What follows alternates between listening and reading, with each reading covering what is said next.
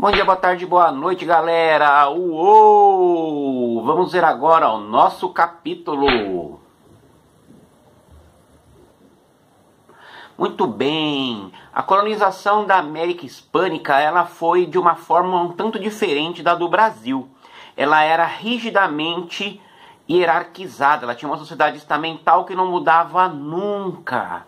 No topo dessa pirâmide estavam os chapetones. Os chapetones eram os brancos nascidos na Espanha, né? Eles tinham todos os direitos, só eles poderiam ter cargos públicos, né? Quem não nascesse na Espanha, mesmo que fosse branco, filho de espanhóis, não teriam os mesmos direitos. Esses eram chamados de crioulos, ou criollos, criollos, criochos, depende da pronúncia da região, né? Traduzindo, crioulos, tá? Em português, crioulos, o termo crioulo, em português, crioulo, em francês, créole, quer dizer nascido na América. No Brasil se usa muito o termo crioulo para os negros. Por quê? Porque existia um negro africano e o negro crioulo. O negro crioulo era o que nascia no Brasil. Como depois de certo tempo, todos os negros que viviam no Brasil tinham nascido aqui e não na África, então o termo crioulo passou a designar todos os negros. Então aqui no Brasil a gente assume o termo crioulo como algo de negro, e até ganhou um pouco caráter pejorativo. Enquanto na América Hispânica não, crioulo eram os filhos dos espanhóis que nasciam na América, tá? Então crioulo para a América Hispânica, nascido aqui na América, filho de espanhóis. Eles eram pessoas que faziam parte da burguesia local. Os crioulos, eles tinham muitas vezes sucesso financeiro, mas eles não tinham direitos. Eles não poderiam participar da administração espanhola. Por quê? Da administração apenas os chapetones, os brancos nascidos na Espanha, tá? A grande parte da população era formada por mestiços, a maioria deles de casos extraconjugais de espanhóis com mulheres indígenas ou africanas ou afro-americanas, e então eles não tinham respeito. Eles faziam muitas das funções braçais de homens livres, como ser pedreiro, ser carpinteiro, ferreiro, etc. A grande parte da população espanhola, da América Espanhola e também base da pirâmide eram os indígenas. Se nós formos nos países vizinhos ao nosso, como Bolívia, Peru, boa parte da Argentina, o Paraguai, nós vemos que a maior parte da população é indígena, com aqueles traços típicos de indígena, né? Eles são a base da população da América Hispânica. E havia também um certo número de negros africanos escravizados, tá? Africanos e também seus descendentes, né? Nascidos na América.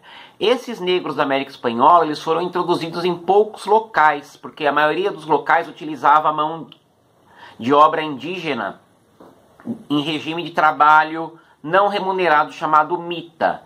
Não era uma escravidão, os índios não eram comprados e vendidos, mas na prática, o mesmo tipo de trabalho, sem remuneração, cruel, com castigos, né? Então, para os indígenas, mita, para os negros, escravidão. Os negros na América Hispânica, eles ficaram presentes em poucos locais, como na Costa Rica, na Colômbia, em Cuba, né? Boa parte da população cubana é negra de origem africana, e alguns no litoral da Venezuela. Tem também alguns negros na fronteira do Brasil com o Paraguai, mas eles não, perdão, com o Uruguai, mas eles não são brasileiros, são negros de origem uruguaia, porque o Sul teve também escravidão negra, mas a escravidão negra na América Hispânica foi num volume muito, muito menor do que foi no Brasil, né? Tanto que o Brasil hoje, mais da metade da população é negra e parda. Muito bem, então, recapitulando, a estrutura social espanhola: topo, chapetones, nascidos na Espanha com todos os direitos. Abaixo, os crioulos, que eram nascidos na América, filhos de espanhóis e não tinham direitos. Abaixo, grande parte da população mestiça e indígena, e por baixo de tudo, os escravizados de origem africana, tá? Então era uma estrutura social marcada por etnia, tá? Etnia, lugar, nascimento. O que vai acontecer? Os crioulos, eles não têm direitos, mas eles começam a ter prosperidade financeira. E os seus filhos vão estudar na Europa. E lá na Europa eles entram em contato com quem? Com aquelas, como sempre, ideias iluministas, ideias francesas, ideias liberais, burguesas, tá? É aquela coisa, eu pago impostos, eu tenho que ter direitos. No absolutismo não, você paga imposto porque você é propriedade do rei, né? O rei é o seu dono, então você tem que pagar imposto a ele, você é súdito. No liberalismo não, né? O liberalismo, seja uma república liberal, uma monarquia constitucional liberal, você é cidadão, você paga impostos e você tem que ter retorno desses impostos, né? Tinha aquele lema baseado no John Locke: sem representação não há tributação. Se você não é representado, você não tem que pagar impostos. Se você paga impostos, você tem que ser representado. Acontece que lá pelo século XVIII, a América Espanhola estava em crise econômica, e a Espanha, óbvio. Por quê? Porque a prata estava acabando. A prata, o ouro são recursos minerais não renováveis, depois que você tirou de lá não tem mais. E aí o que vai acontecer? O rei Carlos III, que era de tendência, era um absolutista, óbvio, mas era de tendência, fugiu? Voltou. Déspota esclarecido, né? Era o despotismo esclarecido, era o quê? Os reis que tinham ideais, eram absolutistas, mas tinham ideais, ideais liberais, ideais inspirados no iluminismo. Conseguiram uma coisa bizarra de misturar absolutismo com o iluminismo, sendo que o iluminismo era contra o absolutismo. Isso eu já expliquei numa outra aula, tá? Então o Carlos III ele tentou endurecer as relações entre a Espanha e as colônias, visando arrecadar mais lucro. Ele permitiu que as colônias fizessem comércio umas com as outras, coisas que elas já faziam mesmo, né, embora fosse ilegal. Ele legalizou isso, mas por outro lado ele proibiu a plantação de vinhas na América, proibiu a plantação de olivais, né, proibiu a manufatura, ou seja, medidas tipicamente absolutistas. E enquanto isso, as ideias francesas iluministas se espalhando pela América, né? Uma famosa revolta social que ocorreu foi a revolta do Tupac Amaru, né? Muito bem, Tupac, né? Vocês conhecem, né? O Tupac, né? O Tupac Amaru, ele se chamava José Gabriel Cordón-Canqui. Ele era um curaca. Curacas eram os chefes das vilas da América Hispânica.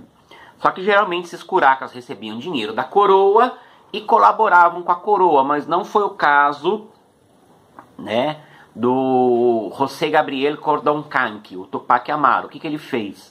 Ele fomentou uma revolta popular contra os impostos abusivos, contra a exploração dos índios, né, da mita, e ele foi crescendo, seu exército chegou a ter 90 mil homens, e estava ficando muito grande. Mas o que aconteceu? Os crioulos deram para trás. Por isso que eu sempre digo, nunca os movimentos sociais podem se unir com forças burguesas. O movimento social ele não pode se unir com o banco, porque o banco tem interesse do banco, não do povo. E o que aconteceu? Como a força do exército Tupac Amaru estava muito grande, os crioulos ficaram com medo de que a força popular dominasse, os crioulos acabaram traindo o Tupac Amaru. Ele e a família dele foram executados em Cusco, no atual Peru.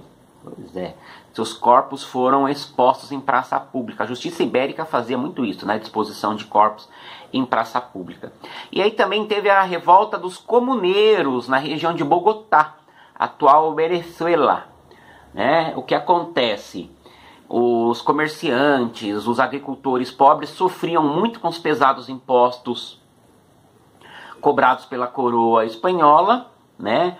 Uma junta chamada El Común, por isso o nome da revolta é Comuneiros, se uniu com setores populares, né? Liderados pelo José Antônio Galán, e juntos eles tentaram tomar o poder, né? Eles estavam ficando cada vez mais fortes, mas mais uma vez os crioulos deram para trás, né? E sufocaram a revolta. Por quê? Eles ficaram com medo do povo no poder. Gente, a América Latina odeia povo.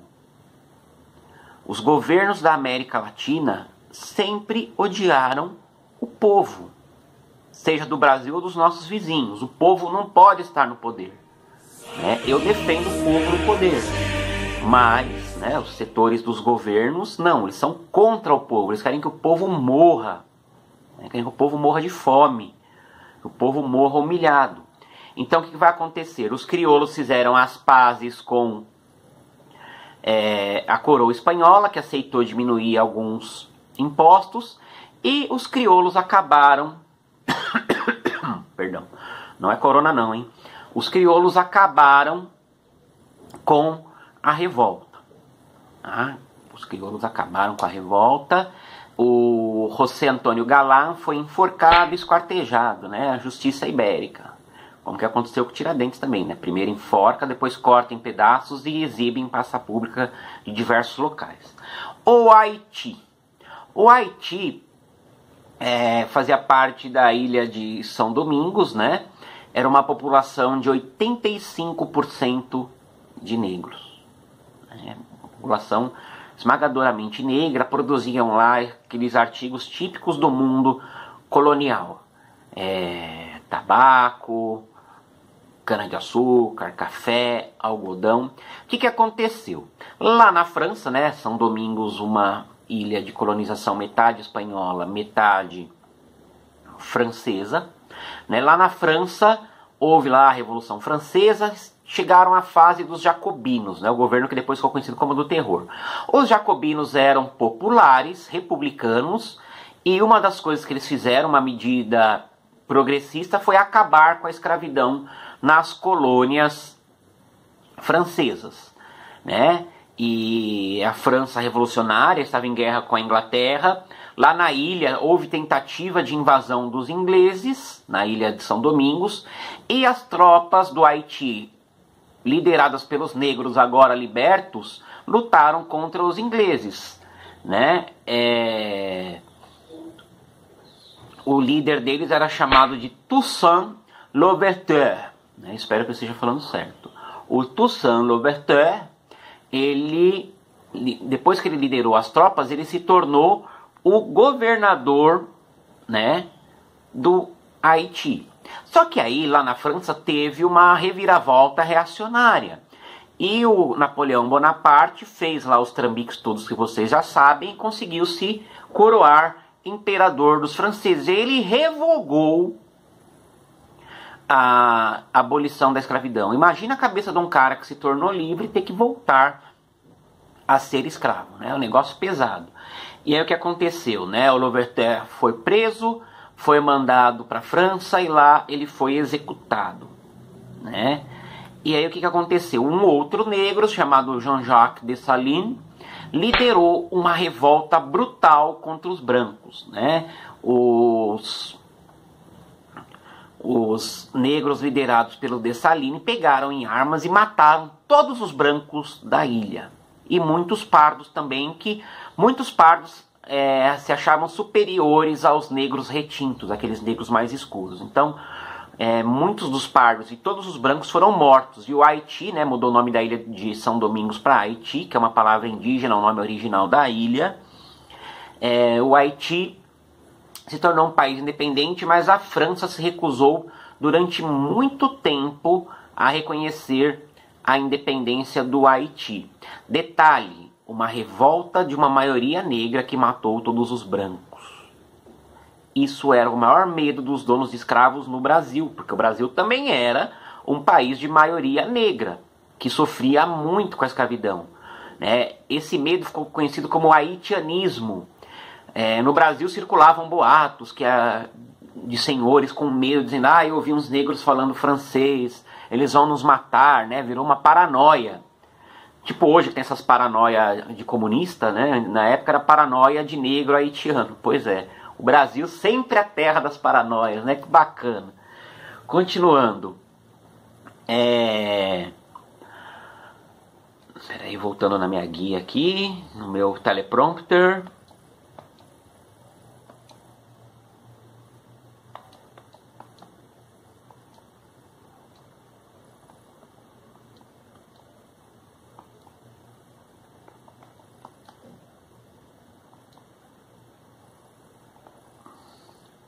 Bom, esse caso do Napoleão, né, essa força do Napoleão nas terras, essa questão das guerras napoleônicas, né, na verdade, essa questão das guerras napoleônicas, elas tiveram um reflexo muito forte na América Espanhola. Por quê? Vamos entender. Napoleão, para atacar Portugal, antes ele invadiu a Espanha, tirou do trono Fernando VII e colocou o seu irmão José Bonaparte como rei da Espanha. E aí que a Espanha se lascou. Por quê? Porque enquanto a Espanha tinha que lutar para pôr o seu rei no trono de volta, o Fernando VII, ao mesmo tempo ela tinha que lidar com as revoltas dos crioulos na América. Tá? Os crioulos foram muito espertos. Eles aproveitaram a instabilidade que acontecia na Espanha, por causa das guerras contra o Napoleão, para fazer a sua independência aqui. Como aquele ditado, quando o gato sai, os ratos fazem a festa. É mais ou menos isso. Não estou chamando de rato os crioulos, não, embora muitos fossem. Né? Então, o que aconteceu? Líderes como Simón Bolívar, o José de San Martín e o Bernardo O'Higgins, no caso do Chile, fizeram guerras para libertar a América Hispânica. Né? E muitos tiveram apoio de quem? Dos ingleses. Né? Os ingleses interessados em prejudicar a Espanha. Vamos lembrar, Espanha e Inglaterra, inimigos históricos. Não mais, tá? Mas até ali, comecinho do século XX, Espanha e Inglaterra eram bem inimigas, né? Então, nas cordilheiras dos Andes, nos Pampas, em todos os locais da América Hispânica havia guerra, né? As lideranças do Simón Bolívar e do José de San Martín, que chegaram. O Simón Bolívar foi considerado o libertador da região mais ao norte da América do Sul, né? Noroeste, na verdade. E o José de San Martín da região sul, ali, Argentina, Paraguai, né? Enfim. E o Bernardo O'Higgins da região do Chile.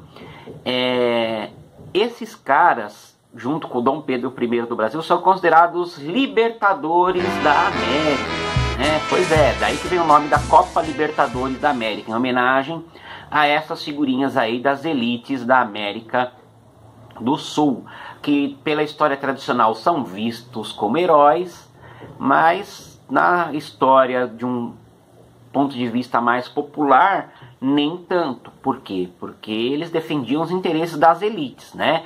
O San Martín, ele era federalista, ele defendia que a força regional se colocasse como a política vigente na América Hispânica, e o Bolívar, ele era a favor de uma grande Hispanoamérica, que todos os países de língua espanhola se unissem e formassem um grande país. Aqui na América do Sul, só de diferente nas independências, nós tivemos o Uruguai. Por quê? Porque o Uruguai pertencia ao Brasil, era a província cisplatina. Então a independência do Uruguai foi em relação ao Império Brasileiro, né? Quando eles ganham a Guerra da Cisplatina, derrotando Dom Pedro I. Beleza? No México, a revolução que levou à independência do México, ela começa com padres populares, né? Primeiro com o padre Hidalgo, que carregava as bandeiras da Nossa Senhora de Guadalupe, né? Uma visão mestiça, morena da Nossa Senhora. O Hidalgo, ele era apoiado pelos indígenas, só que os crioulos, né, obviamente não quiseram participar de uma revolução popular. O padre Hidalgo foi fuzilado. Quem continuou a sua luta foi o padre José Maria Moreiros, né? O Moreiros, ele lutava contra os altos impostos, a mita, todas essas coisas que oprimiam a população indígena. Também foi fuzilado. Quando vai dar certo a independência do México? Interrogação. Quando a elite crioula, né, se coloca para se tornar independente, né? O militar coronel Agustín Iturbide, ele chefia a luta dos mexicanos contra a coroa espanhola. Quando ele vence, ele se declara Agustín I, o imperador do México. Pois é, né? Se vocês lembrarem, o Brasil foi o outro país que se tornou independente como monarquia, né? O México também se tornou independente como monarquia. E a parte da América Central, a parte que corresponde à América Central, ela pertencia também ao México, né? Só que elas se separaram. Por quê? Porque houve um conflito grande entre os crioulos e o Iturbide. Os crioulos tiraram o Iturbide e transformaram o México numa república. E aí, nesse meio tempo, né, essa América Central, em 1824, se separou do México, né? Ficou chamado de Províncias Unidas da América Central, mas depois, com a pressão dos ingleses americanos, se fragmentaram em Guatemala, Honduras, El Salvador, Nicarágua e Costa Rica. Beleza? Continuando, então o que aconteceu? A América Hispânica, ela se fragmentou em muitos países. Por quê? Porque os ingleses não desejavam uma grande Hispanoamérica, né? Eles desejavam países pequenos e fáceis de controlar. Mas isso vai dar discussão também por que o Brasil não se separou. Até hoje não se tem muita certeza sobre o porquê que a América Hispânica se separou, por que o Brasil não se separou. Tem esse dilema. Mas enfim, coisas que se explicam sobre a América Hispânica ter se dividido em muitos países, né? Os crioulos não se entendiam, né? Cada um defendia muito seu interesse. O caudilismo, o caudilho é o chefe político local, semelhante aos coronéis que existiam no Brasil, né? O caudilho defendia seus próprios interesses da sua região, não se importava muito com o resto do próprio país, quanto mais da América Hispânica como um todo, né? Então, por isso que a América Hispânica se fragmentou em muitos países, né?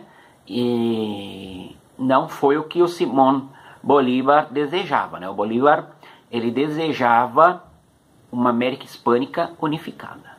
Beleza, galera? Respondam as 5 perguntinhas do questionário. Valeu? Uou!